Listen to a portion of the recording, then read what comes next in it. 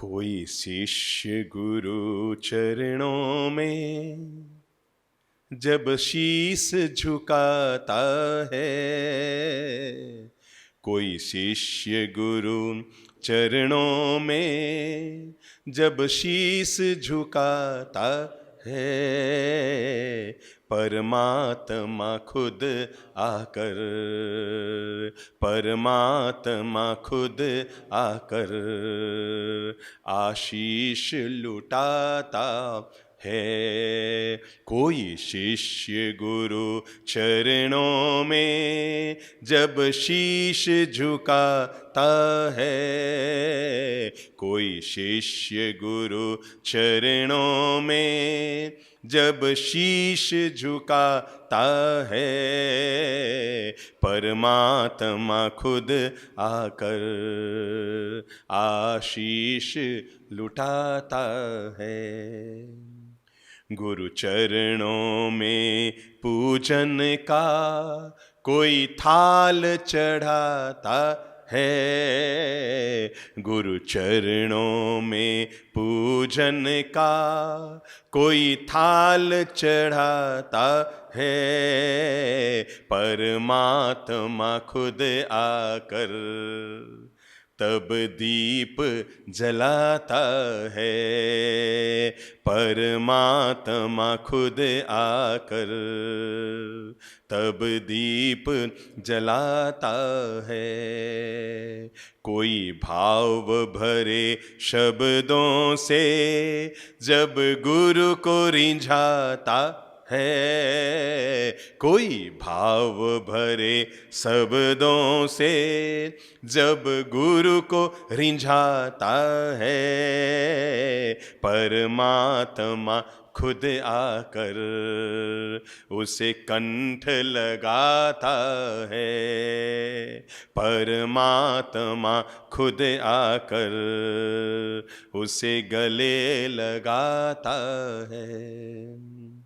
कोई बालक बन चरणों में, कोई बालक बन चरणों में जब विनती सुनाता है, कोई बालक बन चरणों में जब विनती सुनाता है, परमात्मा खुद आकर गोदी में उठाता है, परमात्मा खुद आकर गोदी में उठाता है।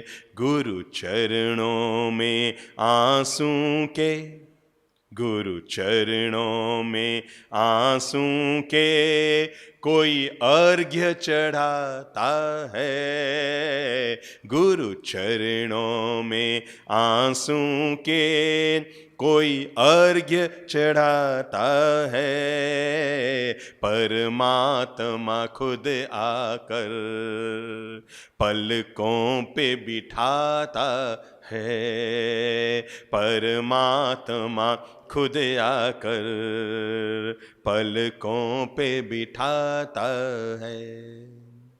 गुरु चरणों में श्रद्धा से कोई पुष्प चढ़ाता है, गुरु चरणों में श्रद्धा से कोई पुष्प चढ़ाता है, परमात्मा खुद आकर वरदान लुटाता है, परमात्मा खुद आकर वरदान लुटाता है।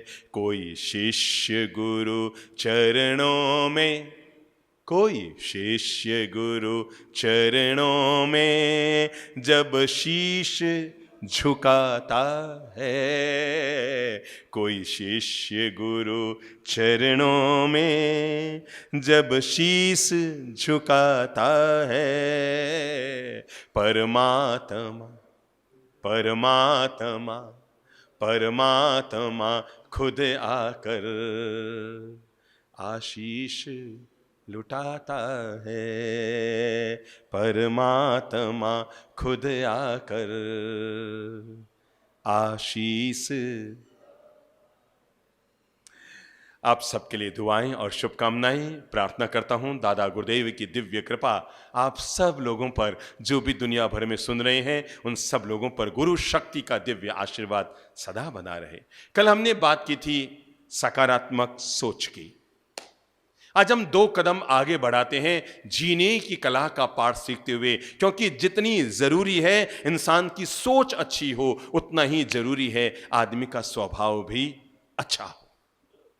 क्योंकि जैसा होता है आदमी का स्वभाव, बोल लो, जैसा होता है आदमी का स्वभाव वैसा ही दूसरों पर पड़ता है प्रभाव। जैसा होता है हमारा नेचर वैसा ही बनता है हमारा फ्यूचर। अगर किसी भी व्यक्ति को, किसी भी बालक को, किसी भी युवक को, किसी भी भाई बहन को अपने फ्यूचर को अच्छा बनाना है तो इसके लिए जरूरी है कि हमारा नेचर अच्छा होना चाहिए। अगर आप चाहते हैं मेरा चेहरा सुंदर नहीं तब भी लोगों पर प्रभाव पड़े, मेरे पास धन नहीं तब भी लोगों पर प्रभाव पड़े, मेरे पास कोई दूसरी शक्ति नहीं तब भी लोगों पर प्रभाव पड़े, तो याद रखना दुनिया में एक ताकत होती है जिससे हर कोई व्यक्ति प्रभावित हो जाता है, और वह आप के अच्छे स्वभाव की ताकत। रखो अच्छा अपना स्वभाव तो पड़ेगा दूसरों पर आपका अच्छा प्रभाव। अगर हम रखेंगे अच्छा स्वभाव, एक आदमी बहुत सुंदर है, एक महिला बहुत सुंदर है पर स्वभाव बहुत टेढ़ा है, कितने दिन तक सुख की जिंदगी जी पाओगे? पर दिखने में भले ही ज्यादा सुंदर ना हो, पर अगर कोई व्यक्ति अपने नेचर को अच्छा बना लेता है तो आज नहीं तो कल गोरा रंग 2 दिन अच्छा लगता है। कितने दिन? कोई गोरा गट्ट है, कितने दिन अच्छा लगेगा? 1 दिन 2 दिन, हाँ भी ये बहुत गोरे हैं, हाँ भी ये बहुत गोरे हैं, हाँ भी ये बहुत गोरे। अरे गोरा तो चूना भी होता है। कभी खाया है किसी ने चूना? खाया है? खाया नहीं होगा पर लगाया तो सबने होगा किसी के, है ना? और जब लगाया है तो अपन को पता है चूने का रंग गोरा गट होता है। कुछ मत कीजिएगा, अगर आपको लगता हो कि गोरा रंग ही अच्छा होता है तो आधा चम्मच चूना उठाइएगा, मुंह में डालिएगा, तब आपको पता लगेगा दुनिया में कोई भी वस्तु अपने रंग से महान नहीं होती, अपने जीवन जीने के ढंग से महान होती है। हमारे चेहरे का रंग कैसा हो ये तो हमारे हाथ में नहीं था, पर हमारे जीवन जीने का ढंग कैसा हो ये हमारे हाथ में है। और स्वर्ग उनके लिए नहीं होता जिनका रंग सुंदर होता है, स्वर्ग उनके लिए होता है जिनका जीवन जीने का ढंग सुंदर होता है। मैं आज जो बात कह रहा हूं अपने स्वभाव को अच्छा बनाने की, दुनिया में जिंदगी ऐसी जियो कि जहां आप रहते हैं वहां सब आपको प्यार करें। क्या है? दुनिया में जिंदगी ऐसी जियो कि जहां आप रहते हैं वहां सब आपको प्यार करे, और जहां से आप चले गए पीछे की दुनिया आपको याद करे। जिंदगी ऐसी जियो कि जहां आप रहते हैं वहां सब आपको प्यार करे, और जहां से आप चले गए वहां सब आपको याद करे। और मेरे भाई, जहां आप जाने वाले हैं वहां पूरी दुनिया आपके इंतजार करे। और यह काम उसी व्यक्ति की जिंदगी में हो सकता है जिसका स्वभाव अच्छा हो। भगवान महावीर इसलिए भगवान नहीं बने कि उनका चेहरा सुंदर था। भगवान श्री राम इसलिए भगवान नहीं बने कि उनका चेहरा सुंदर था। भगवान श्री पार्श्वनाथ इसलिए भगवान नहीं बने कि उनका चेहरा सुंदर था। एक बार दिमाग लगाओ, हम में से किसी को भी किसी भी महापुरुष का चेहरा पता नहीं। जो हमने चित्रों में देखा है, जो हमने मूर्तियों में देखा है, हमें वही चेहरा पता है। पर मैं आपको बता दूं, दुनिया में कोई महापुरुष इसलिए महापुरुष नहीं हुआ कि उनका चेहरा सुंदर था। 2500 साल के बाद भी, 2600 साल के बाद भी अगर भगवान महावीर मंदिरों में पूजे जा रहे हैं तो इसके पीछे यह नहीं कि उनका चेहरा सुंदर था, इसके पीछे यह है कि उनका चरित्र सुंदर था। वो इसलिए भगवान नहीं बने कि उनका चेहरा सुंदर था, वो इसलिए भगवान बने क्योंकि उनका, बोलो बोलो बोलो, अपना मुंह खोलो, क्या सुंदर था? चरित्र सुंदर था तो दुनिया में कोई भी इंसान तब महान नहीं बनता जब वो सुंदर चेहरा लेकर आता है। सुंदर चेहरा 2 दिन याद रहता है, ज्यादा पैसे वाला आदमी 2 महीने याद रहता है, पर जिनके स्वभाव अच्छे होते हैं, जिनका नेचर अच्छा होता है, जिनकी बोलचाल अच्छी होती है, जिनके जीने के तौर तरीके अच्छे होते हैं, जो दूसरों के साथ शालीनता से पेश आते हैं, जो हमेशा अदब, कान, कायदा और इज्जत की भाषा बोलते हैं, तय मानकर चलो वो हमेशा दूसरों के दिलों में राज किया करते हैं। हमेशा वे लोग दूसरों के दिलों में राज किया करते हैं जिनके जीवन की जीने की शैली अच्छी होती है। हम जब भी किसी से मिलते हैं ना, 2 में से एक काम करते हैं। जब भी किसी से मिलते हैं, या तो हम सामने वाले के दिल में उतरते हैं या हम सामने वाले के दिल से उतरते तो तय है। वो आदमी भी उतरता है जो गुस्से में बोल रहा है, और वो आदमी भी उतरता है जो प्रेम में बोल रहा है। दिमाग लगाओ कौन कहां उतरेगा। एक आदमी गोरा गट है पर 1 नंबर का गुस्सेल है। अब आप दिमाग लगाओ, जब वो आपके सामने आएगा, 1 घंटा आपके साथ रहेगा, हो हल्ला करेगा, ची चा करेगा, अपशब्दों का प्रयोग करेगा, आपके लिए बेइज्जत की भाषा का इस्तेमाल करेगा, वो आपके दिल में उतरेगा कि दिल से उतरेगा। याद रखना, गुस्सेल पर गोरा आदमी दिल से उतर जाता है, शांत पर सांवला आदमी दिल दिल दिल बोलो बोलो बोलो बोलो बोलो दिल दिल दिल दिल में उतर जाता है। मैं आपसे यही तो कहना चाहता हूं, जिंदगी ऐसी जियो मेरे भाई कि किसी के दिल से न उतरो, जब भी उतरो तो सामने वाले के दिल कहां दिल में उतरो। और जब दिल में उतरने की बात मैं कह रहा हूं, सबसे पहली जरूरी शर्त है, और वह है हमारा नेचर, हमारा स्वभाव। जितनी जरूरी है कि हमारी सोच पॉजिटिव हो, जितना जरूरी है कि हमारी सोच सकारात्मक हो, जितना जरूरी है कि हमारा नजरिया अच्छा हो, उतना ही जिंदगी में जरूरी है एक अच्छे परिवार का मालिक बनने के लिए। किसने कहा कि मरने के बाद स्वर्ग मिलता है? वे लोग जो अच्छे नेचर के मालिक होते हैं, वे लोग जो मीठे स्वभाव के मालिक होते हैं, वे लोग जो मधुर जीवन के मालिक होते हैं, वे मरने के बाद स्वर्ग में नहीं जाते, वे जहां रहते हैं वहीं पर स्वर्ग होते हैं। जहां रहते हैं, वे घर में हैं तो घर वालों को लगता है घर स्वर्ग है, वे समाज में हैं तो समाज वालों को लगता है कि घर स्वर्ग है। वे अगर कहीं बाहर भी चले जाएं तो जहां जाएंगे अपने 2 मिनट के अदब भरे व्यवहार से, अपनी शालीनता से, अपने मिठास से, अपनी मिष्टता से दूसरों के दिलों में जगह बनाएंगे। बच्चा जब 6 महीने का होता है ना, तो पता है वो यूं यूं यूं यूं हाथ पांव चलाता है, और तब घर के सारे लोग उसके हाथ पांव चलाने को देखकर, मुस्कान को देखकर इकट्ठे होते हैं। और तब दादी सा बोलती है, ओ रो रो रो रो, देखो देखो देखो देखो देखो देखो देखो देखो, उसके गाल तो बिल्कुल मारे पर गया। क्या बोलती है? इनरा गाल हुंडिया सा मुकरा सन में बोले नहीं हो, इनरा गाल तो बिल्कुल गिरे पर गया, मारे पर गया। ने इतने में दादा साहब ने बोले इनरा होठ मारे पर गया है। ने इतने में बुआ बोले इनरी ठुड्डी मारे पर गई है। और इतने में चाचा जी बोले इनरी आंखें मारे पर गई है। और इतने में पापा जी कहते हैं इसका पूरा चेहरा मुझ पर गया है। तो माँ कहती है मैं क्या हूं, ये तो पूरा मुझ पर गया है। जब बच्चा 6 महीने का हाथ पांव मारता है तो सब कहते हैं मुझ पे गया है, मुझ पे गया है, मुझ पे गया है, मुझ पे गया है, मुझ पे गया है। लेकिन वही बच्चा जब बड़ा होता है, 25 साल का होता है, हो हल्ला करता है, गुस्सा करता है, हाका करता है, गलत शब्दों का इस्तेमाल करता है, लोगों के उपालम लेकर आता है, बाहर में जाकर गलत काम करता है, तब पूरा परिवार इकट्ठा होता है और इकट्ठा होकर पूछता है ये किस पे गया है। और एक गजब की बात है, जब 6 महीने का था तो सब कहते थे मुझ पर गया है, मुझ पर गया है, मुझ पर गया है। और जब वो 25 साल का हो गया, हो हल्ला करता है, गुस्सा करता है, हाका उका करता है, उल्टे सीधे काम करता है, बाहर जाकर गलत काम करता है, तो घर के सारे लोग गाली निकालते हुए पूछते हैं ये है क्या क्या क्या पूछते हैं, ये किस पे गया है? गाली निकालते हुए पूछेंगे ये किस पे गया है। मैं आपको यही बताता हूं, 6 महीने का बच्चा अपने चेहरे के बलबूते चलता है, पर 25 साल का युवक अपने चरित्र के बलबूते पूजा जाता है। इसलिए इंसान की जिंदगी में जितना चेहरा कीमती होता है। अरे जब मैं बच्चा था ना, 9-10 साल का टाबर था, तो मुझे आईने में देख देख के पता लग गया था कि ललित प्रभ तू अपनी जिंदगी में चेहरे के बलबूते लोगों के दिलों में जगह नहीं बना पाएगा। मेरे पास दो विकल्प थे, या तो मैं ईश्वर से ये उपालम देता कि भगवान तूने मुझे सुंदर चेहरा क्यों नहीं दिया, पर मेरे पास दूसरा विकल्प था कि अभी भी तुम्हारे पास एक रास्ता और है, क्योंकि सुंदर चेहरे के लोग 2 मिनट के लिए किसी के दिल में उतरते हैं, पर सुंदर नेचर, सुंदर व्यवहार, सुंदर स्वभाव, सुंदर बोलचाल, सुंदर चरित्र के लोग जिंदगी भर हमें याद रहा करते हैं। सोचिए, आप यहां से मुंबई जा रहे थे और मैंने कहा भाई साहब ये हमारी किताबों का पैकेट है, मैं मुंबई में एक महानुभाव का एड्रेस दे रहा हूं, थोड़ा वहां पहुंचा देंगे। आपने कहा हो बाप जी पहुंचा दूंगा, आराम से पहुंचा दूंगा। और मैंने आपको पैकेट दिया। जब आप वहां पहुंचे और वहां फोन किया तो उनके मैनेजर ने फोन उठाया और कहा साहब आप इतना आराम से नहीं मिल पाएंगे, आप दोपहर में आ जाएं, 2 बजे मैं बात करके रखता हूं सेठ साहब से।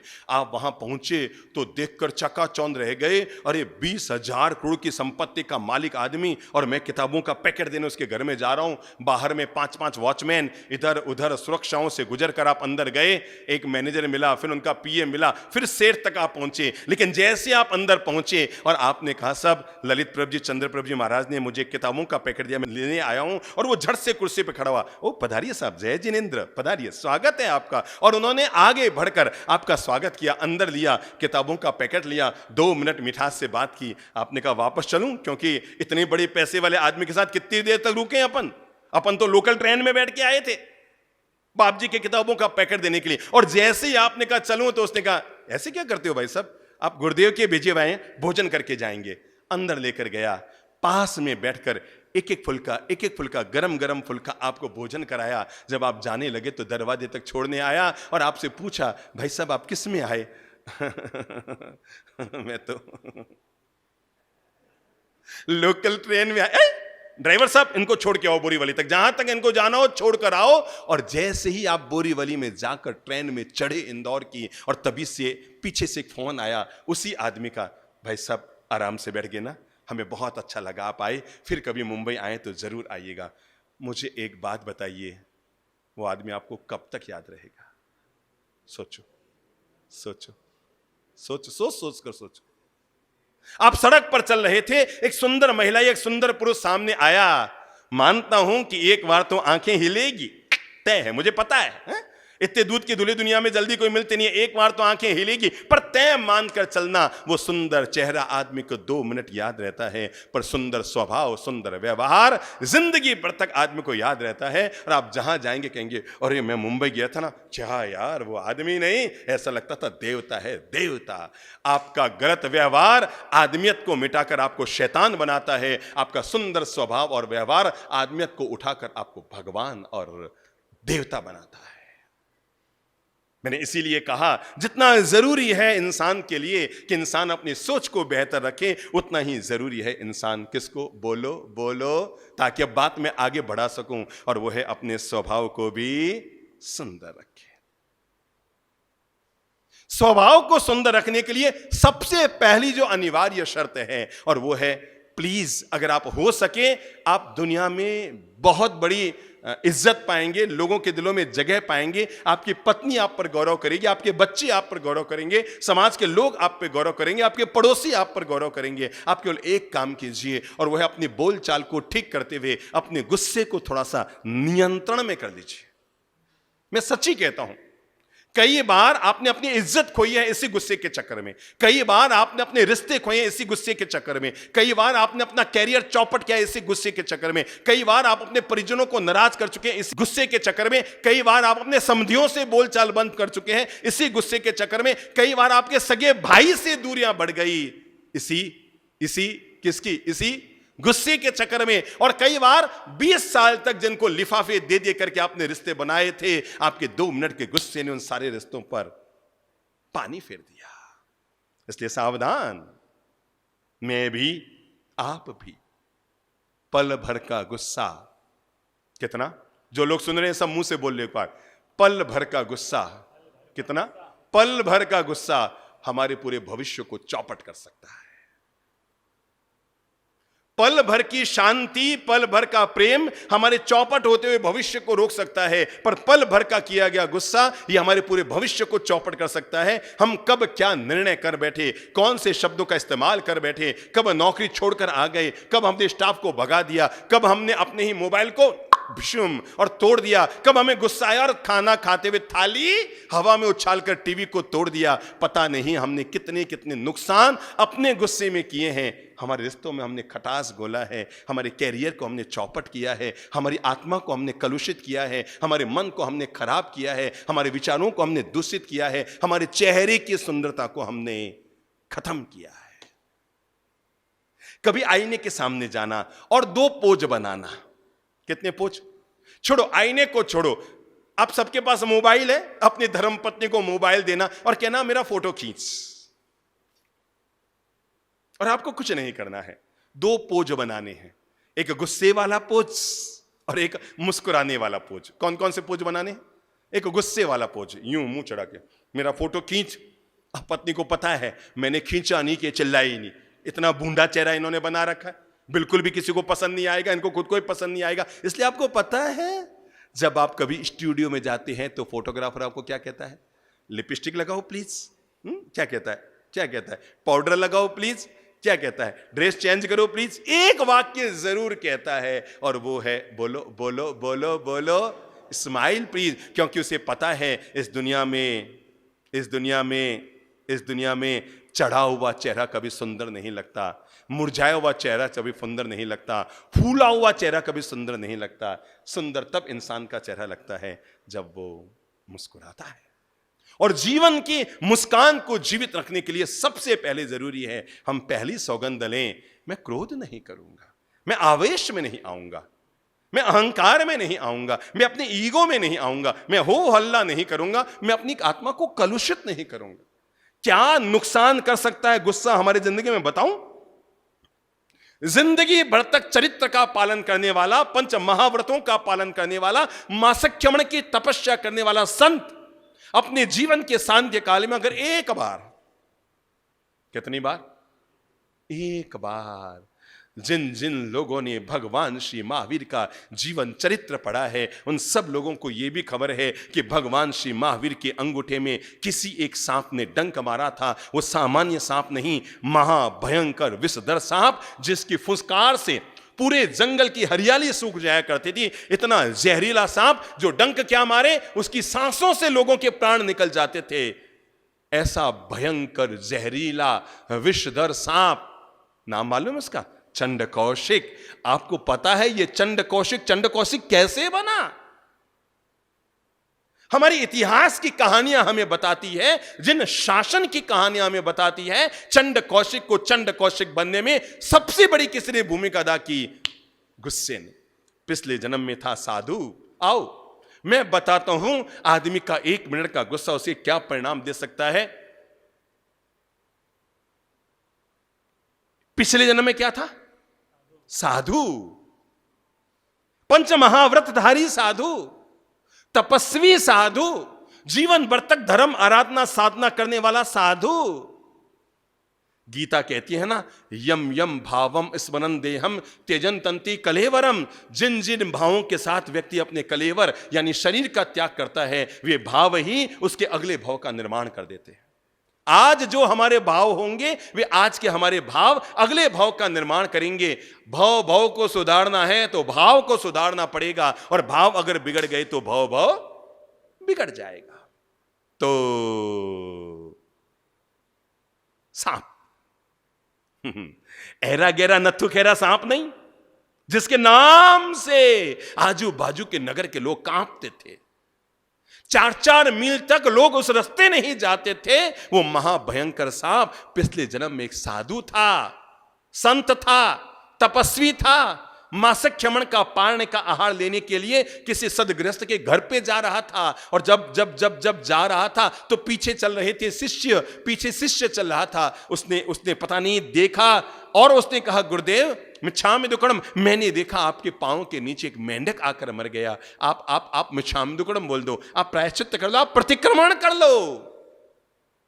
जैसे बहू की सलाह सास को नहीं सुहाती, बेटी की सलाह बाप को नहीं सुहाती। ऐसे गुरु को लगता है मैं गुरु और उपदेश दे मेरा चेला। बिल्कुल नहीं, कोई कोई कोई मुझे मेंढक नहीं मरा है, खबत मत कर मुझसे। ठीक है गुरु जी। दोपहर में फिर पढ़लेहन का समय हुआ तो शिष्य को लगा शायद कह दूं, आलोचना कर ले, बेवजह इनके पाप का बंधन हो गया वो निकल जाए। इनको पता ही नहीं कि इनके पांव के नीचे मेंढक मरा और इनको दोष लगा हुआ है। उसने फिर कह दिया गुरुदेव, गुरुदेव को आया गुस्सा, तू समझता क्या अपने आप को? समझता है मत, अंदर जाके बैठ जा। पीछे पड़ गया मेरे, मेंढक मर गया, मेंढक मर गया, मेंढक मर गया है। मुझे खुद को पता नहीं लगता, सारी अक्ल तुझे को भगवान ने दी है।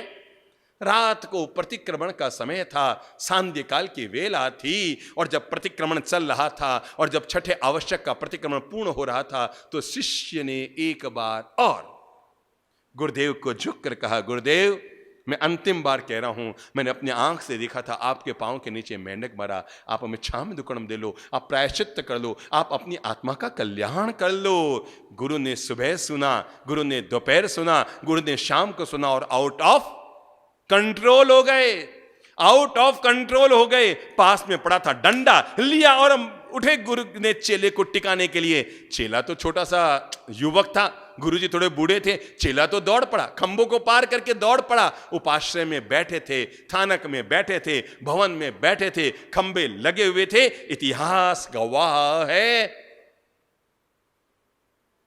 वो मासख्यमण की तपस्या करने वाला संत, जीवन भर तक व्रतों के पालन करने वाला संत, जीवन भर तक धर्म आराधना करने वाला संत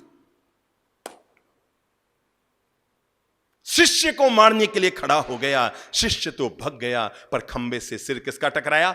गुरु का सिर खंबे से टकराया।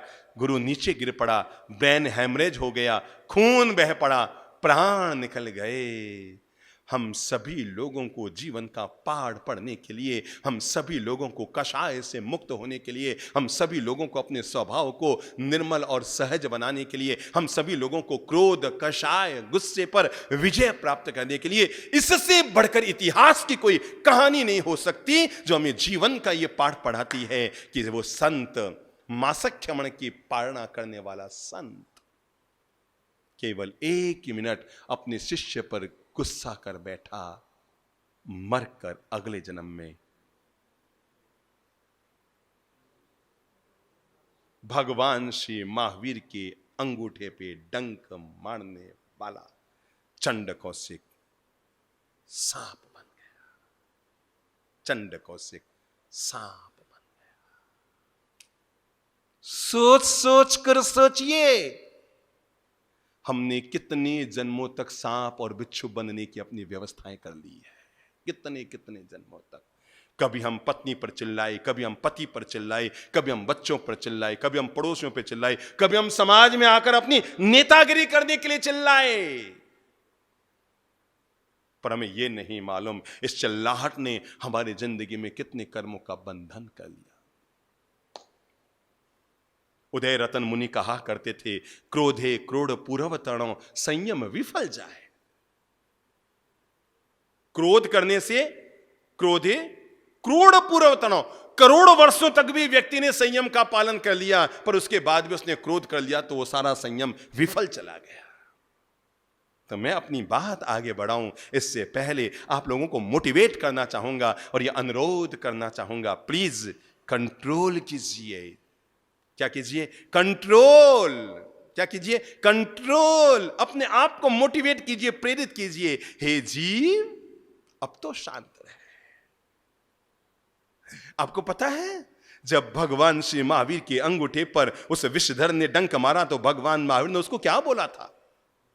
बुझ, बोधि को प्राप्त कर, शांत हो जा। हे सांप, हे नागराज, अपने पूर्व जन्म को याद कर कि तू कौन था। तेरे 1 मिनट के गुस्से ने तेरी ये गति बिगाड़ दी, तेरी दुर्गति कर दी। तू सांप की योनि में आ गया, जहर विषधर बन गया, सांप बन गया। अरे तू सोच, जब 1 मिनट का तेरा गुस्सा तुझे ये दुष्परिणाम दे सकता है तो यूं तू जन्म जन्मांतर तक क्रोध करता रहेगा तो कितने जन्मों तक अपनी आत्मा को यूं ही भटकाता रहेगा।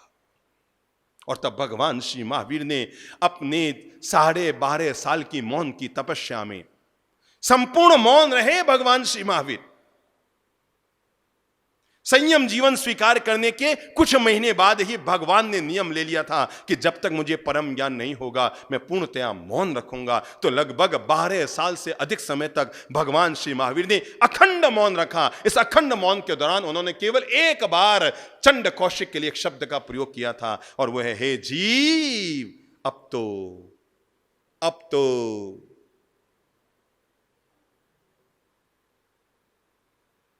कब तक तू अपने दूध को उफानता रहेगा? कब तक प्रतिक्रमण से बाहर निकलकर कब तक तू अतिक्रमण करता रहेगा?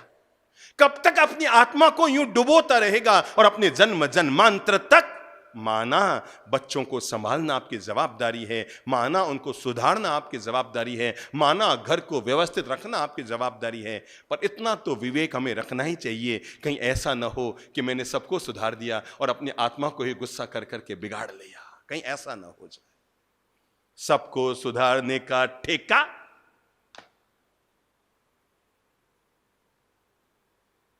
सबको सुधारने का ठेका न तो भगवान ने मुझे दिया है, न मुझे सुनने वालों को दिया है। तू तेरी संभाल और छोड़ सभी जंजाल। तो अपनी आत्मा की संभाल ले तो भी बहुत है, पर मैं आपसे ये बात जरूर अनुरोध करना चाहूंगा, आज ही संकल्प कर लो, अगर 1 मिनट का गुस्सा हमारे भविष्य को बिगाड़ सकता है, मैं न तो वर्तमान को बिगड़ने दूंगा न भविष्य को बिगड़, मैं शांत रहूंगा। ठीक है, उसने गुस्सा बोला, किया, उसने हाका, किया। गन्ने के जैसे बन जाओ मेरे भाई। कैसे बन जाओ? गन्ना होता ना, साठो, ईख, जिसके रस से भगवान श्री आदिनाथ ने 108 कलशों से अपने अक्षय तृतीया का वर्षी तप का पारणा किया था। वो जो गन्ना है ना, ये हमारे लिए बहुत बड़ा प्रेरक है। याद करो गन्ने को। गन्ना इधर से मीठा होता है कि इधर से? सोचो किधर से? इधर से कि इधर से? लेफ्ट राइट, किधर से? दोनों तरफ से। ये हुई ना बात।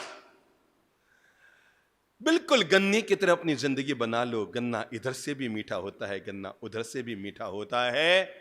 केवल इधर उधर नहीं, अगला कदम बढ़ाओ। गन्ने के 2 टुकड़े करोगे तो गन्ना बीच में से भी मीठा होता है। इतना ही नहीं, गन्ने को अगर निचोड़ दोगे तब भी गन्ना अपनी मिठास नहीं छोड़ेगा, वो उसमें से रस निकालेगा, वो भी मीठा होगा। उस रस को उबाल दोगे तब भी वो अपनी मिठास नहीं छोड़ेगा, वो शक्कर बनकर आएगा तो शक्कर मीठी होगी। उस शक्कर को फिर उबाल के अगर मिश्री बनाओगे तो मिश्री भी मीठी होगी, तब भी मिश्री अपने मूल स्वरूप को नहीं छोड़ेगी। जब उसको फिर उबालकर चाशनी बनाओगे, कितना भी उबलकर चाशनी बन जाए पर चाशनी भी मीठी होगी। और वही चाशनी अगर रसगुल्ले में चली गई तो रसगुल्ला भी मीठा होगा। मैं आपको यही तो मोटिवेट कर रहा हूं कि जब गन्ने को तोड़ा गया तब भी मीठा निकला, गन्ने को निचोड़ा गया तब भी गन्ने का रस मीठा निकला, रस को उबाला गया तब भी उसका गुण मीठा निकला। उसकी शक्कर की चाशनी बनाई गई तो चाशनी भी मीठी निकली, और जहां वो चली गई उस हर चीज को उसने मिठाई के नाम से संबोधित करा दिया। बन सकते हम ऐसे? गुलाब के फूल को देखो ना, वो तब भी खुशबू देता है जब कोई इसको माथे पे लगाता है, वो तब भी खुशबू देता है जब कोई उसे भगवान की मूर्ति पर चढ़ाता है। लेकिन याद रखना, वो तब भी खुशबू देता है जब कोई उसको हाथ से मसल देता है, तब भी वो हाथ में पीछे क्या छोड़ के जाता है? खुशबू छोड़ के जाता है। महापुरुषों के जीवन तो गुलाब के फूल की तरह होते हैं कि कोई सम्मान दे तब भी मुस्कान, और कोई भूल से अपमान दे दे तब भी मुस्कान। चलो 5-5 मिनट में एक कदम आगे बढ़ाते हैं। नंबर 1, आदमी को गुस्सा क्यों आता है? सोचे, सुनने वाला हर आदमी एक बार सोचे, आदमी को गुस्सा क्यों आता है? कहने पर हम यूं ही कहते हैं, बच्चे गलती करते हैं ना तो हमें गुस्सा आता है, किसी की गलती पर हमें गुस्सा आता है। एक खास बात देखना, गलती पर गुस्सा तो आता है पर खुद के नहीं, दूसरों की। खुद की गलती को आदमी ढकना चाहता है और दूसरों की गलती को आदमी उभारना चाहता है। हो हल्ला गाली गलौज करना, हाँ बाबा ना। आदमी को तब गुस्सा आता है जब उसके ईगो को चोट लगती है। आदमी को तब गुस्सा आता है जब उसकी अपेक्षा उपेक्षित होती है। आदमी को तब गुस्सा आता है जब मैंने कहा और ऐसा नहीं हुआ। नहीं हुआ तो नहीं हुआ, पर मैंने कहा और नहीं हुआ, तब आदमी के ईगो को चोट लगती है। मेरे भाई, गुस्सा तब नहीं आता जब हमें किसी को सुधारना होता है, गुस्सा तब आता है जब हमें अपना ईगो दिखाना होता है। इसलिए 4 तरह के गुस्से होते हैं। एक होता है मीठा गुस्सा, एक होता है मामूली गुस्सा, एक होता है बहुत गुस्सा, और एक होता है बेहद गुस्सा। कौन कौन से? एक होता है मीठा गुस्सा। मिठास में बोल दिया, अरे भाई इधर क्यों बैठा, इधर बैठ जाना यार। मीठा है, सामने वाले को बुरा भी न लगा और काम भी हो गया, बुरा भी न लगा काम भी हो गया, ये गुस्सा फिर भी ठीक है। एक मंत्र बना लो, गुस्सा जब भी करेंगे तो मुस्कुरा कर करेंगे। कैसे करेंगे? पत्नी पे गुस्सा करना है ना, मुस्कुरा के करो। वो ट्रकों के पीछे लिखा रहता है ना, देखो मगर प्यार से। तो मैं आपको जीवन की सीख दे रहा हूं, गुस्सा करो मगर मुस्कुरा के, और मुस्कुरा के गुस्सा करो। देखो अब आप मान जाओ, नहीं तो फिर अब मैं बोलने वाला हूं। मुस्कुरा के गुस्सा करोगे तो मीठा गुस्सा होगा, और कोच की भूमिका अदा करोगे किसी को सुधारने के लिए तो मामूली गुस्सा होगा। बेटा ऐसे नहीं करना चाहिए, देखो तुम्हारा पूरा साल बिगड़ गया बेटा, तूने परीक्षा के समय पूरी मेहनत नहीं की ना, पढ़ाई नहीं की, तेरा साल बिगड़ गया बेटा, अगले साल ध्यान रखना बेटा, इससे तेरा भविष्य चौपट होता है बेटा। मेरा तो क्या है 3 लाख का पानी हुआ, पर तेरा तो पूरा साल बेकार हो गया बेटा, ध्यान रखना। मामूली गुस्सा। नंबर 3, बहुत गुस्सा। क्या होता है? बहुत गुस्सा। छोटी छोटी बातों पर किसी ने 2 टेढ़े शब्द कह दिए, ओ अल्लाह, कुछ लोग तो लिए दिए चलते रहते हैं। मतलब उनको इंतजारी है कि जब तक गुस्सा नहीं करें तब तक उनको लगता है खाया पिया हजम ही नहीं होता है। पर कुछ लोगों के भगवान कहते हैं सबसे बुरा गुस्सा होता है, उसका नाम होता है बेहद गुस्सा। और बेहद गुस्से वाला जीव निमित्त मिले या न मिले, पर वो हमेशा उसकी तौरियां चढ़ी ही रहती है, वो हमेशा आवेश में रहता है, वो हमेशा हो हल्ले में रहता है। और परिणाम 2 तरह के पति होते हैं। आपको पता है, कुछ महिलाएं अपने घर में शाम को घड़ी देखती है, और कुछ महिलाएं अपने घर में सुबह घड़ी देखती है, और लगभग दोनों 9:30 बजे घड़ी देखती है। कुछ घरों में शाम को 9:30 बजे, रात को 9:30 बजे घड़ी देखती है, और कुछ घरों में सुबह 9:30 बजे। जिनके पति बहुत शांत स्वभाव के होते हैं, मीठे मधुर स्वभाव के होते हैं, प्रेम से बोलने वाले होते हैं, अच्छे आनंद पूर्वक जीने वाले होते हैं, रात के 9, 9:30 बजते ही पत्नी सोचती है क्या बात है अभी तक नहीं आए। बच्चों कहती है बेटा मुन्ना फोन कर, पापा अभी तक क्यों नहीं आए। अरे 9:45 बज गए, 10 बज गई है, पता कर, फोन कर, पापा क्यों नहीं आए अभी तक। और फोन लगाए, अरे आओ ना भाई 10 बज गई, तुम्हारे बिना घर बिल्कुल सुना सुना लग रहा है। पर कुछ महिलाएं जिनको सुबह 9:30 बजे घड़ी देखनी होती है, और आप लोग तो बहुत ही ज्यादा बुद्धिमान हो भाई। उन पत्नियों को 9:30 बजे घड़ी देखनी होती है, और जैसे 9:30 बजे ये खिसके क्यों नहीं अभी तक, ये गए क्यों नहीं अभी तक, अरे यार 9:45 बज गए क्यों नहीं अभी तक। जिनके टेढ़े मिजाज होते हैं ना, जो घर में हो हल्ला करते हैं ना, पता ना जब वो बाहर जाते हैं ना तो उनकी पत्नी जाती है सोफे पर, गया 2 मिनट अब वो शांति से बैठेगी, मतलब गया मतलब छाती कूटा गया, गया मतलब माथा फोड़ी गई, गई मतलब सिर पच्ची गई। हो हल्ला करने वाले तो घर के लोग भी अच्छे नहीं लगते, पर मिठास से बोलने वाले तो पड़ोसी भी पसंद आया करते हैं। और याद रखना, मिठास से बोलने वाले लोग प्रेम के पुल बनाते हैं, और कड़वाहट में बोलने वाले लोग द्वेष की दीवारें खड़ी करते हैं। जो मीठा बोलेगा वो प्रेम का पुल बनाएगा। पुल क्या काम करता है? दोनों को जोड़ता है। और दीवार क्या काम करती है? 2 को दूर करती है। मिठास से बोलने वाले लोग प्रेम के पुल बनाया करते हैं, लेकिन टेढ़े बोलने वाले लोग द्वेष की, बोलो बोलो बोलो, द्वेष की दीवारें खड़ी कर देते हैं। इसलिए आज से संकल्प करो, जब हमें पता लग गया क्रोध जब भी करो नुकसान करता है, क्रोध जब भी करो मन की भावनाओं को कलुषित करता है, क्रोध जब भी करो हमारी विचार दशाओं को अपवित्र करता है, क्रोध जब भी करो हमारे चेहरे के सौंदर्य को खत्म करता है, क्रोध जब भी करो हमारी आंख की ज्योति को कम करता है, क्रोध जब भी करो हमारे रिश्तों को कमजोर करता है, क्रोध जब भी करो हमारे कैरियर को चौपट करता है, क्रोध जब भी करो हमारी तबीयत को बिगाड़ता है, क्रोध जब भी करो हमें नुकसान पहुंचाता है, तो सोच सोच कर सोचो क्या इस पे नियंत्रण करना चाहिए। और अगर करना चाहिए तो लो 10 मिनट में हम अपने गुस्से को कैसे जीते। गुस्सा करना बुरा है, ये तो बाप बेटे को कहता ही है। दुनिया में हर पिता ने अपने पुत्र को समझाया, बेटा गुस्सा नहीं करते, अपशब्द नहीं बोलते, गालियां नहीं निकालते, पर वो पापा जी बाहर जाके खुद भी वैसा का वैसा जीते हैं। तो आदमी के लिए पहली अनिवार्य शर्त क्रोध को जीते। कैसे जीते कोई भी इंसान अपने गुस्से को? मेरे भाई ये गुस्सा बड़ा गजब का है,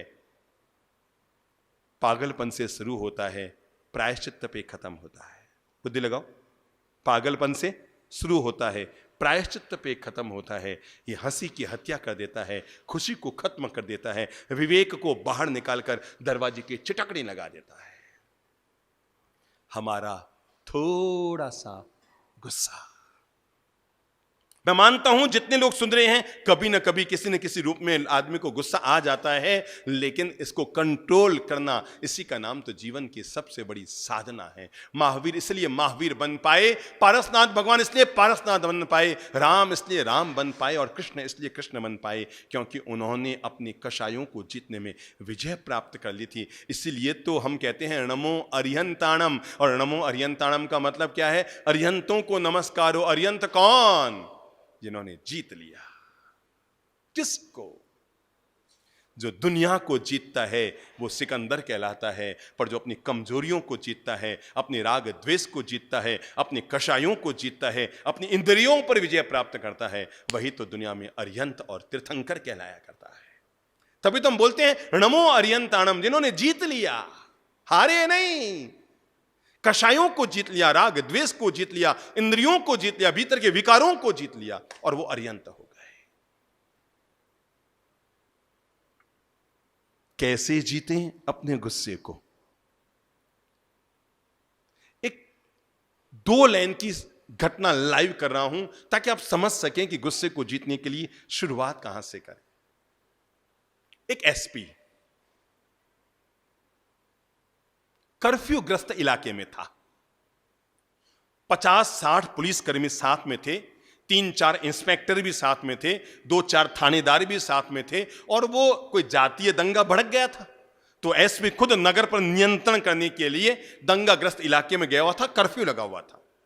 वो चारों तरफ लोगों को समझा रहे थे कि जातीय मामले को सुधार लो, छोटी मोटी बात हो गई है, ठीक कर लो। माइक पर वो घोषणा कर रहे थे। इतने में एक जाति विशेष का युवक अपने घर से निकला और पुलिस की भीड़ को चीरता हुआ एसपी के पास पहुंचा और एसपी के मुंह पर थूक दिया। मुंह में उसके वो खाया हुआ था कुछ भी पान वान, तो मुंह में थूक उसका लाल रंग का था। उसने पूरा एसपी का मुंह थूक से भर दिया, और जैसे ही थूका, गुस्से में युवक ने कि पास में खड़े हुए इंस्पेक्टर ने रिवॉल्वर निकाली और युवक की छाती पर तान दी। वो रिवॉल्वर का स्विच दबाए उससे पहले एसपी ने उसका हाथ पकड़ा, कहा क्या कर रहे हो? उसने कहा सर इसने आपके मुंह पर थूका, मैं इसे ठार कर दूंगा। कहा थूका? थूका ही तो है, इसमें इतना इतना पिस्तौल गोली, तूने रिवॉल्वर निकाल दी बाहर, तेरे जेब में रुमाल है? उसने कहा यस सर। और ये कहते हुए इंस्पेक्टर ने रुमाल निकाल कर दिया। एसपी ने अपना चश्मा उतारा, रुमाल से पूरे चेहरे को पहुंचा, चश्मे को भी पहुंचा, चश्मा पहना और इंस्पेक्टर से कहा चलो चलो आगे चलते हैं। उसने कहा सर इसने थूका। एसपी ने इंस्पेक्टर के कंधे पर हाथ रखते हुए मुस्कुरा कर कहा मेरे भाई एक बात जीवन भर याद रखना, जो काम रुमाल से निपट जाए उसके लिए कभी रिवॉल्वर का प्रयोग मत करना। ये एसपी ने नहीं, ये हमारे तीर्थंकरों के दिए हुए वचन हैं कि जो बात प्रेम से निपट जाए उसके लिए आक्रोश कभी मत करना। हमने प्रेम का प्रयोग किया ही नहीं, जब देखो तब हो हल्ला, छोटी सी बात पर हम कह देते हम कल से नहीं आएंगे यहां पर, हैं हम कोई मुफ्त में आते हैं क्या? हम भी समाज में बहुत कुछ हैं। 2 मिनट में हम आक्रोश में आ जाते हैं, घर से निकल जाते हैं, समाज की मीटिंग से उठ के निकल जाते हैं, मंदिर से निकल जाते हैं। कई लोग तीर्थों में जाकर वहां जाकर गुस्सा कर लेते हैं, मंदिरों में जाकर हो हल्ला कर लेते हैं। मेरे भाई अन्य क्षेत्रे कृतम पापम तीर्थ क्षेत्रे विनश्यति। अगर तुमने बाहर कहीं दोष कर लिया तो मंदिर में आकर निवारण कर लोगे, पर मंदिर में भी हाका होका करने लग गए, सोचो इसका निवारण करने के लिए कहां जाओगे? अगर यहां धर्म की जगहों पर आकर भी इंसान दोष के काम कर लेगा तो मुक्त होने के लिए अपने कदम कहां बढ़ाएगा? अन्य क्षेत्रे कृतम पापम तीर्थ क्षेत्रे विनश्यति। अगर और कहीं पार दोष हो गया तो तीर्थ और मंदिर में आकर उसको दोष मुक्त कर लोगे, पर यहां आकर भी वही हाका होका मैं बड़ा। क्या होता है? एक होता है मिर्ची बड़ा, हजम हो जाता है। एक होता है दाल बड़ा, हजम हो जाता है। एक होता है दही बड़ा, हजम हो जाता है। एक होता है कांजी बड़ा, हजम हो जाता है। पर एक बहुत बुरा बड़ा होता है, वो होता है मैं बड़ा। ये हजम नहीं होता है। ये जब भी होता है बड़ा का कहीं ना कहीं नुकसान पहुंचाता है। ये कभी भी इंसान को हजम नहीं हो सकता। ये मैं बड़ा घर को तोड़ता है, मैं बड़ा समाज को तोड़ता है, मैं बड़ा मोहल्ले को तोड़ता है, मैं बड़ा ट्रस्ट को तोड़ता है। मैं बड़ा ये आदमी की जिंदगी को कमजोर करता है। फिर वो दिन भर मैं करता रहता है। और जो आदमी ज्यादा मैं करता है ना, मैं ये क्या, मैं ये करता हूं, मैं, मुझे उसके पिछले जन्म का ज्ञान हो जाता है। और मुझे लगता है जरूर ये पिछले जन्म में कोई बकरी बकरा रहा होगा, मैं करने की आदत साथ में लेके आ गया। दिन भर मैं। ये मत कहो कि मैंने ये किया, ये कहो कि हमने ये किया। मैं क्या किया? अरे ईंट से ईंट जुड़ी, पत्थर से पत्थर जुड़ा, चूने से चूना जुड़ा, लकड़ी से लकड़ी जुड़ी, इंसान से इंसान जुड़ा और ये चीज तैयार हो गई। इसमें क्या मैंने किया और क्या तूने किया? सब ने किया, हमने किया। सबकी अलग अलग भूमिकाएं रही। और जब इंसान किसी भी कार्य का श्रेय मैं पर डालता है तो लोग जलते हैं, और किसी भी कार्य का श्रेय सबको देता है तो लोग खुश होते हैं। आओ अपनी मन की दशाओं को ठीक करने के लिए मैं पहला अनुरोध कर रहा हूं, क्रोध को अगर जीतना है तो पहला काम कीजिए, अपनी जिंदगी में मुस्कान की आदत डालिए, खुश रहने की आदत डालिए। सामने वाले ने हमारे मन के अनुकूल किया, अच्छी बात है। मन के प्रतिकूल कर दिया, नो प्रॉब्लम। कर दिया तो कर दिया, हो गया तो हो गया। कभी चाहा होता है, कभी अनचाहा होता है। चाहा होने पर तो हर कोई मुस्कुराता है, पर अनचाहा होने पर जो मुस्कुरा ले वो जीवन की बाजी जीत लेता है। आपने चाहा मैं जब समाज में जाऊं, चूंकि मैं पूर्व अध्यक्ष रहा हुआ हूं, भले ही मैं वर्तमान में अध्यक्ष नहीं हूं, पर मैं जब समाज की मीटिंग में जाऊं तो समाज के लोग खड़े होकर मेरा स्वागत करें, ओ पधारो साहब। और आप गए, संयोग की बात वहां पर ऐसी कोई बात चल रही थी और वो आप पे नजर न डाल पाए और सबके सब बातों करने में रह गए। अब आप देखो वो तो बातों में लीन हो गए और आपका माथा हिल गया। हर बार तो बेटे खड़े होते हैं, जरूर इनके मन में मेरे प्रति ना पापा ना, बी पॉजिटिव रहो। आदत डाल लो अपनी जिंदगी में हमेशा मुस्कान के साथ जीने की। और जो व्यक्ति मुस्कान के साथ जीता है वो अपने जीवन के 90% माथाफोड़ियों से मुक्त रहता है। मुस्कान के साथ जिएंगे, मिठास के साथ जिएंगे। जब देखो तो मुस्कान, हाँ हाँ ठीक है साहब, ऐसा करें, हाँ हाँ जरूर करो। बच्चों ने पूछा पापा ऐसा, हाँ बेटा आराम से कर। बहू ने कहा मम्मी जब पीर जाके आ जाओ, अरे हाँ बेटा आराम से जा।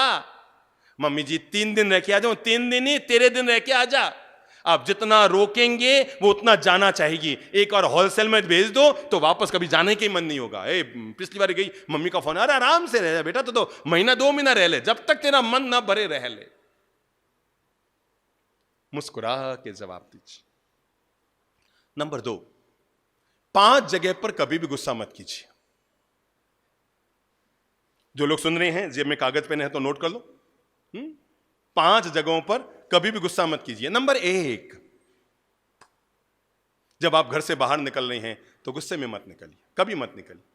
अगर आप घर से बाहर निकल रहे हैं, पत्नी है, बच्चे हैं, परिवार के लोग हैं, मुस्कुरा कर बाहर निकलिए। हो हल्ले में, गुस्से में, गाली गलौज करते हुए बाहर मत निकलिए, क्योंकि आप तो बाहर निकल गए और पीछे पत्नी का माथा गरम का गरम। अभी अभी एक घटना हुई दिल्ली के पास, अच्छे शालीन परिवार में, पढ़े लिखे लड़का लड़की दोनों, शादी हुए केवल 6 महीने हुए थे। कोई बात ऐसी बिगड़ गई और ची चा हो गई। पति बहुत ज्यादा गुस्सा कर बैठा, आउट ऑफ कंट्रोल हो गया, गुस्से में निकल गया। पत्नी को लगा अरे यार इस आदमी के साथ मैं 60 साल कैसे जीऊंगी। 6 महीने में यह हालत है कि हमारी गृहस्थी तहस नहस हो रही है। 60 साल इस आदमी के साथ मैं नहीं निकाल पाऊंगी। और आखिर उस महिला ने फांसी पे लटक के आत्महत्या कर ली। इसलिए घर से निकलते समय कभी गुस्से में मत निकलिए, क्योंकि आप भी बाहर कषाय में रहेंगे और पीछे घर वाले भी आपके प्रति कषाय में रहेंगे। नंबर 2, जब घर के अंदर आए तो गुस्से में मत आइए। हो सकता है बाहर कोई व्यापार बिगड़ गया, बात बिगड़ गई, कह दिया। एक बार बाहर जहां आओ ना, घर के बाहर जहां जूता खोलते हैं, जहां क्या खोलते हैं, जूता खोलते हैं, एक बार वहां रुकिए, गियर चेंज। अब क्या कीजिए, कार का गियर तो सब चेंज करते हैं, एक बार चेहरे का गियर है, अपने मुंह का गियर चेंज कीजिए। क्योंकि बाहर से तो आप रुपए डूब गए थे, वो माल पहुंचाने आया नहीं, चेक क्लियर हुआ ही नहीं, ये नहीं हुआ, वो नहीं हुआ, बड़ा भेजा आपका खराब था। पर घर के दरवाजे पर आकर जूते जहां उतारे हैं, 1 मिनट खड़े रहिए, अपनी चेहरे की पोजीशन चेंज कीजिए, अपनी भाव मुद्राओं को चेंज कीजिए, क्योंकि घर के लोग दिन भर आपकी इंतजारी कर रहे हैं कि आप आने वाले, और आप घर में घुसते ही अपनी बिगड़ी पोजीशन को लेकर जाएंगे तो घर के लोग और दुखी हो जाएंगे। तो पत्नी के मन में आएगा, ये बाहर रहते तो ठीक था। गियर चेंज, मुस्कुराकर अंदर जाइए, आदत डाल लो हर समय। रात को 2 बजे नींद खुले ना, पहले मुस्कुराइए, फिर जो करना हो कीजिए, पर पहले मुस्कुराइए।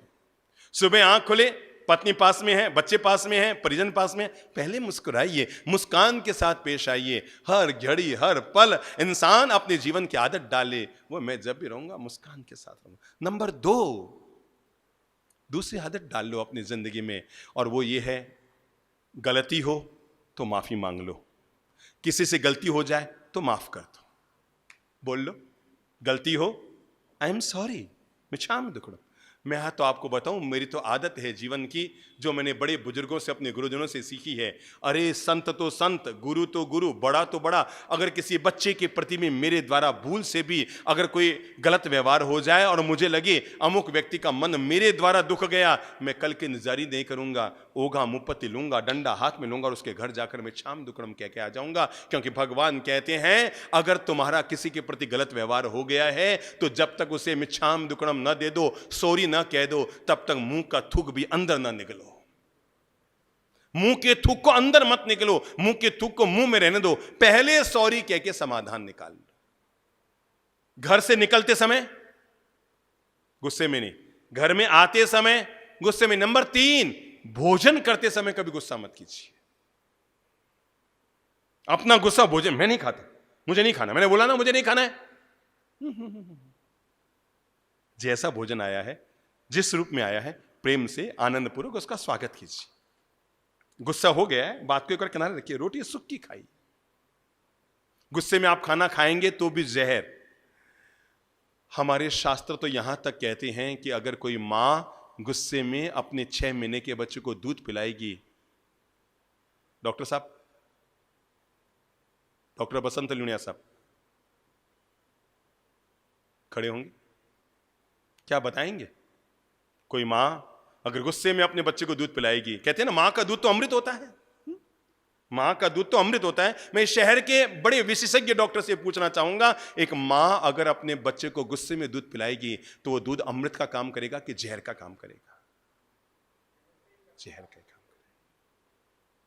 ये बात मैं नहीं कह रहा हूं, एक डॉक्टर कह रहा है, जिसे जो सबको हमेशा प्रेरणा देता रहा है कि बच्चे के लिए मां का दूध अमृत का काम करता है। पर गुस्से में, आक्रोश में, आवेश में, हो हल्ले के वातावरण में, और मां ने अगर अपने बच्चे को दूध पिलाया तो दूध उसके लिए नुकसान करेगा, बच्चे के शरीर में नुकसान करेगा, जहर का काम करेगा, उसकी ग्रंथियों को नुकसान करेगा। ना तो गुस्से में खाओ, ना गुस्से में खिलाओ। नंबर 4, बेडरूम में जब जा रहे हो, पोजीशन चेंज, मुंह फुला के मत जाइए। बेडरूम में जब जा रहे हो, पोजीशन चेंज, थोड़ा मुस्कुरा कर अपने बेडरूम में जाइए। क्यों? क्योंकि याद रखना, पता नहीं लगता आज आप सोएंगे, सुबह उठेंगे या नहीं उठेंगे, पता नहीं। मैं ऐसे कई लोगों को जानता हूं जिनके पत्नी पास में सोई थी, बच्चे पास में सोए थे, और पास में सोने वालों को पता ही नहीं लगा कि उनके वो महानुभाव कब दुनिया से चले गए, नींद की नींद में सोए रह गए। इसलिए कभी भी बेडरूम में जाओ तो गुस्से में मत जाना, क्योंकि अगर उस रात तुम्हारा शरीर छूट गया तो तुम्हारा चंड कौशिक बनना तय हो जाएगा। हो गई बात, बिगड़ गई। शाम को बेडरूम में जाने से पहले भैया सॉरी, बड़े हैं तो भी सॉरी, शांति प्रिय जी सॉरी, मैं अपनी रात को सुख से बिताऊंगा। उस रात मेरा अगर स्वर्गवास भी हो गया तो कम से कम मैं चंड कौशिक नहीं बन पाऊंगा, क्योंकि मैंने अपने मन को निर्मल करने के बाद अपनी आंखें बंद की थी। और पता नहीं ये बंद आंखें कब की कब बंद हो जाए। तो ज्ञानी जन कहते हैं कभी भी बेडरूम में जाओ तो गुस्से में मत जाओ, क्योंकि पता नहीं कब प्राण निकल जाए। और अंतिम 5वीं बात कहना चाहूंगा, जो व्यक्ति सामने नहीं है उससे बात करते समय कभी गुस्सा मत कीजिए। समझ गए इसका मतलब? क्या समझे? बुद्धि लगाओ। जो व्यक्ति सामने तुम्हारे नहीं है और तुम उससे बात कर रहे हो, सामने है ही नहीं वो बंदा, किससे बात कर रहे हो? किससे? किससे? मोबाइल से जब बात कर रहे हो, वो बंदा जब तुम्हारे सामने ही नहीं है तो काहे को मुट्ठी भींच रहे हो और काहे को यूं करो? दो दूसरे लोग खड़े ना, वो तुम्हें पागल समझ रहे हैं। 4 लोग जो तुम्हें देख रहे हैं वो समझ रहे हैं इसका आउट हो गया है, और आप हो हल्ला किए जा रहे हैं फोन पर। जो व्यक्ति सामने नहीं है उस पर गुस्सा मत करो। क्यों? क्योंकि पता नहीं आपको मिच्छाम दुक्कडम कहने का उससे अवसर मिलेगा या नहीं मिलेगा। घर में है तो कर लो, शाम को मिच्छाम दुक्कडम हो जाएगा। मिच्छाम दुक्कडम का मतलब मिथ्या दुष्कृतम मम, यानी सॉरी, मैंने मुझसे जो हो गया मैं उसके लिए सॉरी कहता हूं, क्षमा मांगता हूं। पर जो सामने नहीं है उससे आप जब बात कर रहे हैं कभी भी गुस्से में मत कीजिए, प्रेम से कीजिए, ताकि आपका मन भी शांत रहे, उसका मन भी शांत रहे। जब गुस्सा आए पहली आदत डाल लो मुस्कुराने की आदत। गुस्से को कम करने के लिए दूसरी आदत डाल लो, और वो है अगर मैं यहां नहीं होता तो इन सब बातों का जवाब कौन देता? अनुपस्थित समझ लो। क्या समझ लो? अनुपस्थित। अगर मैं यहां नहीं होता तो खत्म बात। आपको पता है आपकी पत्नी अपने भाई के सामने आपकी बुराइयां कर रही है, मेरे पति ऐसे हैं, मेरे पति ऐसे हैं, मेरे पति ऐसे हैं, और आप सुन रहे हैं रूम में। आपको या बाहर जाके बताऊं? हैं? समझती क्या है? ना बाबा ना। आपका थोड़ा सा कंट्रोल पूरे घर को नरक होने से बचा लेगा, क्योंकि आपकी पत्नी आपके लिए 100 बार सुन सकती है पर अपने भाई के लिए 1 बार भी नहीं सुन सकती है। तो कंट्रोल। अगर मैं यहां नहीं होता तो इन सब बातों का जवाब कौन देता? अनुपस्थित समझ लो। अगर मैं यहां नहीं होता, ठीक है, हो गया हो गया। नंबर 3, क्षमा करना सीखो। क्रोध को जीतने का सबसे प्यारा मंत्र है, गुस्सा आए तो रुक जाइए, गलती हो जाए तो झुक जाइए, आप सुखी रहेंगे। गुस्सा आए रुक जाइए। पत्नी पर आया, बच्चों पर आया, परिजनों पर आया, स्टाफ पे आया है, काम करने में उसने आपका काम बिगाड़ दिया, नुकसान कर दिया, आपको लग रहा है 70,000 रुपए का नुकसान, प्लीज कंट्रोल। फिर कमा लोगे 70,000। कहीं स्टाफ के साथ तुम्हारा रिश्ता न बिगड़ जाए, उसे प्रेम और शांति से समझा दो। इसलिए गुस्सा जब आए तो थोड़ा रुक जाइए, आधे घंटा बाद। मैं तो कहूंगा एक आदत डालो। आप लोग समझते हैं चौघड़िया क्या होता है? चौघड़िया, शुभ लाभ अमृत चल रोग काल, ये लिखे रहते हैं ना चौघड़िया में। सोमवार मंगलवार बुधवार के चौघड़ी होते हैं। एक आदत डाल लो। अभी तो हमारी आदत है घर से जब बाहर निकलते हैं तो चौघड़िया देख के निकलते हैं। लाभ का चौघड़िया है कि अमृत का चौघड़िया है कि चल का चौघड़िया है, काल का नहीं बाबा, अभी काल का चौघड़िया अभी नहीं, रोग का है, अभी नहीं निकलने का। मैं आपको कहूंगा चौघड़िया हमेशा अपने जेब में रखा करो, बहुत अच्छी चीजें हैं, पर ये घर से बाहर निकलने के लिए नहीं। चौघड़े रखा करो गुस्सा करने के लिए, कि गुस्सा जब भी करो पहले चौघड़िया देख लो। रुक भाई रुक, 1 मिनट, चौघड़े देखने दे मुझे। नहीं भाई अभी तो काल का चौघड़िया, आधे घंटा बाद तो आ जाना, अपन बात करेंगे। मैं शर्तिया आपको कहता हूं, जब भी आपको गुस्सा आ रहा होगा आप चौघड़िया को देखेंगे, या तो काल का हो गया, रोग का हो गया, चल का हो गया, उद्वेग का होगा। तय मानकर चलना, कभी भी लाभ और अमृत का हो ही नहीं सकता। लाभ और अमृत के योग में भी गुस्सा करोगे तो काल सर्प योग बन जाएगा, और काल सर्प योग में भी किसी को क्षमा कर दोगे तो आपके लिए लाभ और अमृत का चौघड़िया बन जाएगा। तय मानकर चलना। कारों का बादशाह,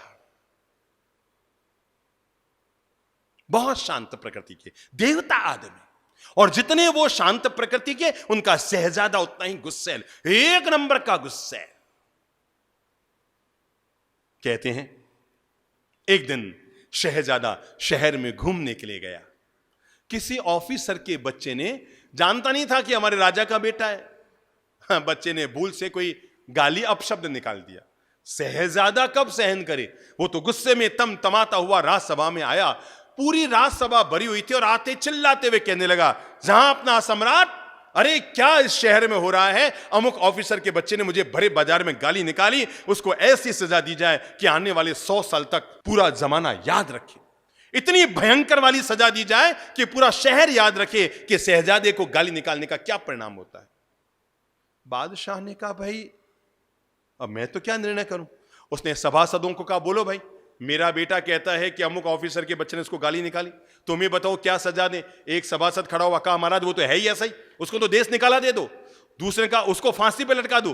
तीसरे ने कहा उसकी जबान काट दो। चौथे ने कहा उसके मुंह में तेजाब डाल दो। पांचवें ने कहा पूरे परिवार को कुएं में डाल दो। ये ऑफिसर काम का नहीं, जैसा इसका बच्चा है वैसा इसका बाप है। पूरे सभा ने, सबने राजकुमार का, शहजादे का समर्थन किया कि उसको कड़ी से कड़ी सजा दी जाए। किसी ने कहा कुएं में डालो, किसी का देश निकाल के, किसी का जान से मार दो, जहर दे के खत्म कर दो। वो शांत प्रकृति का संत राजा समझ नहीं पा रहा था कि इस छोटे से नादान 10 साल के बच्चे के मुंह से निकली हुई गाली पर कितनी बड़ी सजा दी जाए, कितनी बड़ी सजा दी जाए। पर शहजादा तो तमतमाया हुआ था, राजा का बेटा, बादशाह का बेटा, और उसको कोई गाली निकाल दे। वो आउट ऑफ कंट्रोल बना हुआ था, चेहरा उसका फूला हुआ था। उसने कहा महाराज मुझे नहीं पता। राजा ने कहा बेटा सबने सजा सुनाई है, मुझे समझ में नहीं आ रहा मैं कौन से सजा दूं, तू बोल जिसमें तेरा मन शांत रहे, मैं ऐसी सजा उसको देता हूं। उसने कहा मुझे नहीं पता, बस आप ऐसी सजा दो कि 100 साल तक पूरा शहर याद रखे। बादशाह अपने सिंहासन से खड़े हुए अपने बेटे के सिर पे हाथ रखकर कहा बेटा ये सभासदों ने जो सजाएं दी है, किसी ने कहा है देश निकाला दे दो, लोग 10 साल में भूल जाएंगे। किसी ने कहा है जबान काट दो, लोग 20 साल में भूल जाएंगे। किसी ने कहा है उनके सबके मुंह में तेजाब डाल दो, लोग 30 साल में भूल जाएंगे। किसी ने कहा है उनको फांसी पे लटका दो, लोग 40 साल में भूल जाएंगे। तू बता क्या सजा दूं? उसने कहा मुझे नहीं पता, 100 साल तक शहर याद रखना चाहिए। तब उस बादशाह ने अपने बेटे के सिर पे हाथ फेरते हुए कहा बेटा अगर तू चाहता है कि 100 साल तक ये शहर याद रखे कि बादशाह के बेटे को गाली निकालने का क्या परिणाम होता है, 100 साल नहीं 1000 साल बाद भी दुनिया तुझे याद रखेगी। उसने कहा बोलो पिताजी क्या दंड दूं? कहा तू मुझे माफ कर दे उस बच्चे को, कुछ मत कर। तू चाहता ना 100 साल तक, अरे मैं कहता हूं 1000 साल तक दुनिया याद रखेगी कि बादशाह के बेटे को, शहजादे को, ऑफिसर के बच्चे ने गाली निकाली, तब भी वो इतना महान निकला कि उसने उस बच्चे को क्या कर दिया, क्या कर दिया, क्या कर दिया? माफ कर दिया। स्वर्ग उनके लिए है जो गलती करने वालों को माफ कर दिया करते हैं। स्वर्ग उनके लिए है जो अपने गुस्से को अपने काबू में रखते हैं, और स्वर्ग उनके लिए है जो दूसरों के प्रति दयालु और करुणाशील होते हैं। आदत डाल लो माफ करने की आदत। अगर आप सासू मां हैं, रात को सोने से पहले अपनी बहू की एक गलती को माफ कर देना। मैं सच कहता हूं जो लोग रात को सोने से पहले किसी की एक गलती को माफ कर देते हैं, अपनी पत्नी की गलती को भी माफ कर देते हैं रात को सोने से पहले, सुबह उठने से पहले भगवान उसकी 100 गलतियों को जरूर माफ कर देता है, जरूर। जरा मुस्कुरा देना सोने से पहले, हर गम को भुला देना सोने से पहले। जिसने भी दिन में दिल दुखाया है आपका, जिसने भी दिन में दिल दुखाया है आपका, माफ कर देना रात को उसको सोने से पहले। बस माफ कर देना रात को उसको सोने से पहले, क्योंकि तूने उसकी एक गलती को अगर माफ किया, मैं दावे के साथ कहता हूं भगवान आपकी कितनी कितनी कितनी कम से कम 100 गलतियों को जरूर माफ करेंगे, जरूर। मैंने पहला अनुरोध किया मुस्कुराने की आदत डाल लो, मैंने दूसरा अनुरोध किया माफ करने का बड़प्पन दिखा दो, मैं तीसरा अनुरोध किया मैंने, और वो है अपने आप को अनुपस्थित समझ लो। मैं चौथा अनुरोध करना चाहूंगा अपने आप को शांत सरोवर बना लो।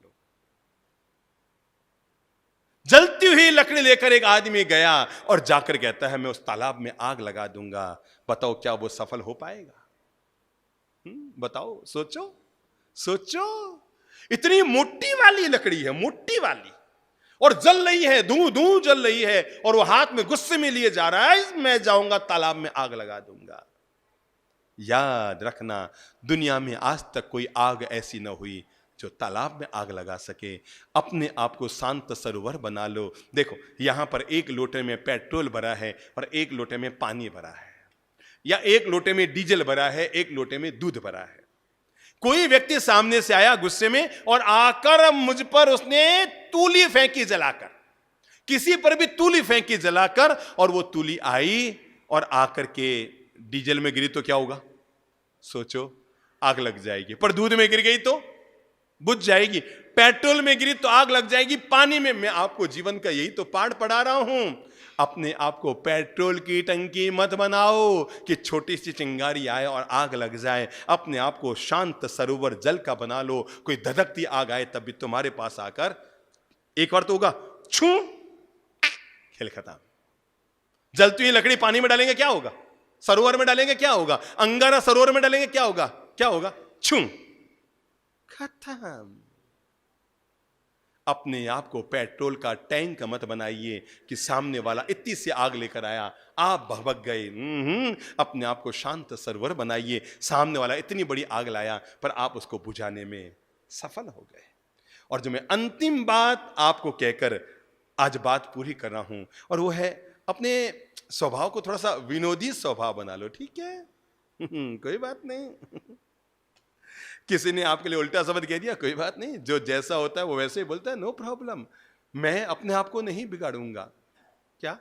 मैं अपने आप को नहीं बिगाड़ूंगा, मैं अपने आप को बेवजह दुखी नहीं करूंगा, मैं अपने आप को माथापड़ी नहीं करूंगा। याद रखना, ताली हमेशा दो हाथ से बजती है पर चांटा हमेशा एक हाथ से लग सकता है। इसलिए ये मत कहो कि दुनिया का हर काम दो हाथ से होता है। ताली बजाना हो तो दो हाथ चाहिए, पर चांटे के लिए तो एक हाथ काफी होता है। इसलिए हमेशा याद रखो, सामने वाला कैसा भी है, मैं अपने जीवन में प्रेम से, मिठास से, माधुर्य से, आनंद से, हर हालत में प्रेम से जीऊंगा। विनोदी स्वभाव बन जाओ। हो हल्ला मत करो, आदत डाल लो आज से। कहना भी है ना, इशारे में कह दो, हो हल्ला बिल्कुल नहीं। लोगों की क्या आदत होती है, पास पास में खड़े हैं तो भी चिल्लाते हुए बोलेंगे। गुस्से में आदमी पता जोर से बोलता है, उन्होंने ऐसा नहीं किया, तूने। मुझे एक ने आके पूछा, साहब ये आज तक समझ में नहीं आया, बिल्कुल बगल बगल में लोग खड़े हैं, पति पत्नी बिल्कुल बगल बगल में किचन में खड़े हैं, अरे 3 फुट की दूरी नहीं है, तब भी पति चिल्लाए जा रहा है, पत्नी भी जोर से बोले जा रही है। आपने कभी सोचा ये इतने जोर जोर से लोग गुस्से में क्यों बोलते हैं घर में? सोचा? भाई पास में तो खड़ी है, बोल दे, धीरे ही बोल दे कि भाई तू ऐसा कर। चिल्ला कर बोलूंगा, चीख कर बोलूंगा, आवेश में बोलूंगा, आक्रोश में बोलूंगा, अपशब्दों को यूज करते हुए बोलूंगा। देखो होता क्या है, बिल्कुल बगल में पत्नी खड़ी है तो भी आदमी चिल्ला कर बोल रहा है। मुझे एक ने पूछा, साहब ये लोग गुस्से में चिल्ला चिल्ला कर क्यों बोलते हैं? मैंने कहा, गुस्से में काम ये हो जाता है, तन तो पास होता है पर मन बहुत दूर दूर हो जाता है, इसलिए चिल्ला चिल्ला कर बात पहुंचानी पड़ती है।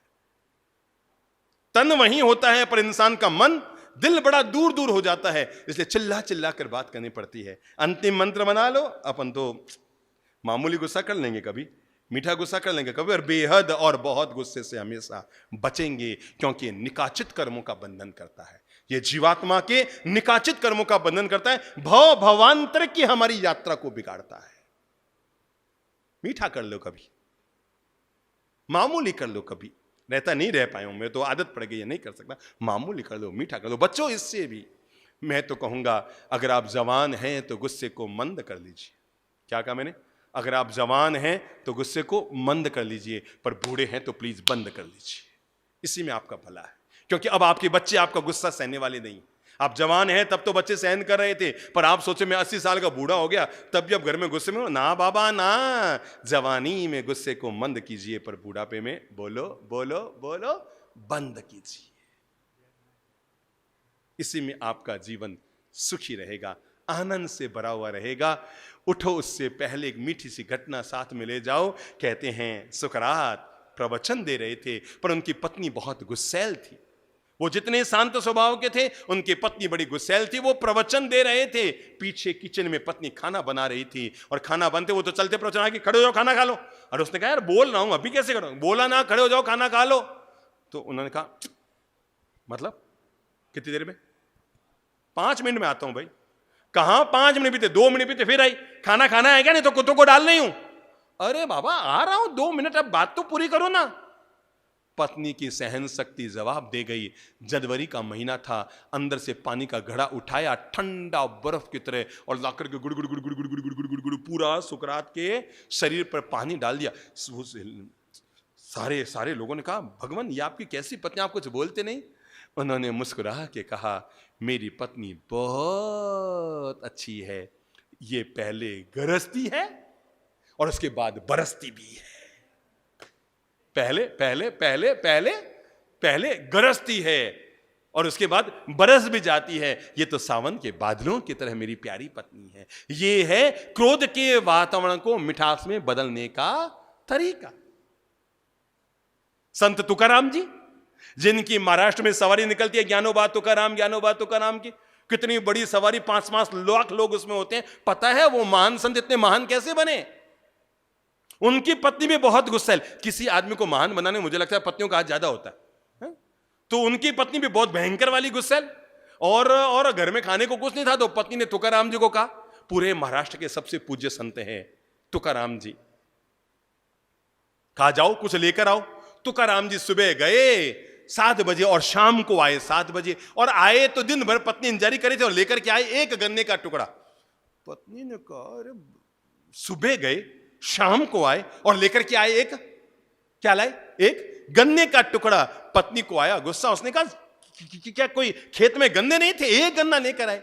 तुकाराम जी ने मुस्कुरा के कहा, भगवान क्यों गुस्सा करती है, खेत में गन्ने तो बहुत थे, मैं इतने सारे गन्ने सिर पे उठा के लाया, मोहल्ले में बच्चे मिल गए, अब तू तो जानती है ना बच्चे जब मिल जाए तो मना कैसे करूं, एक एक गन्ना एक एक गन्ना एक एक गन्ना सारे बच्चों को बांट के आ गया, अब ये एक बचा है, ले तू ले ले तू ले ले तू चूस ले।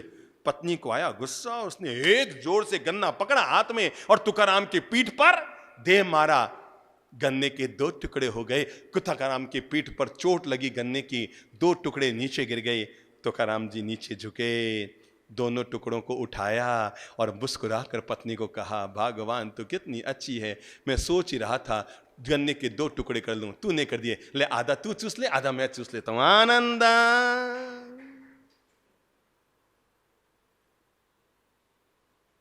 ताकत चाहिए, गुस्सा करने में ताकत कम चाहिए, पर उसको कंट्रोल करने में, उस विपरीत वातावरण में भी मिठास पूर्वक धैर्य पूर्वक अपनी बात को प्रस्तुत करना और सामने वाले के गुस्से को समाप्त करना, इसके लिए भीतर की बहुत बड़ी ताकत चाहिए। और ये ताकत आम इंसान में नहीं हो सकती, ये ताकत इंसान को पैदा करनी पड़ती है। गुस्सा करने में कम ताकत चाहिए, पर गुस्से को क्षमा करने में ज्यादा ताकत चाहिए। तो मैंने कहा आज से नियम बना लो, हम प्रसन्न रहेंगे, आनंदित रहेंगे, खुश रहेंगे, हर घड़ी हर पल अपने आप को प्रेम और मुस्कान से भरे हुए रखेंगे। मैंने पहली लाइन की शुरुआत की थी, जैसा होगा आपका स्वभाव वैसा ही पड़ेगा दूसरों पर प्रभाव। मैं समझता हूं आज आप जितने लोग सुन रहे हैं ना, वो मन बना चुके हैं आज से गुस्सा करने का कि नहीं करने का, करने का कि नहीं करने का। अपने हृदय पे हाथ रखिए, जो लोग जहां जहां बैठे सुन रहे हैं अपने हृदय पे हाथ रखिए और हाथ रखकर संकल्प लीजिए, मैं क्रोध नहीं करूंगा, मैं गुस्सा नहीं करूंगा, मैं अपने आप पर विजय प्राप्त करूंगा, मैं जिंदगी को प्रेम से जीऊंगा, प्रेम से जीऊंगा, प्रेम से जीऊंगा, मिठास और माधुर्य से जीऊंगा। ओम शांति।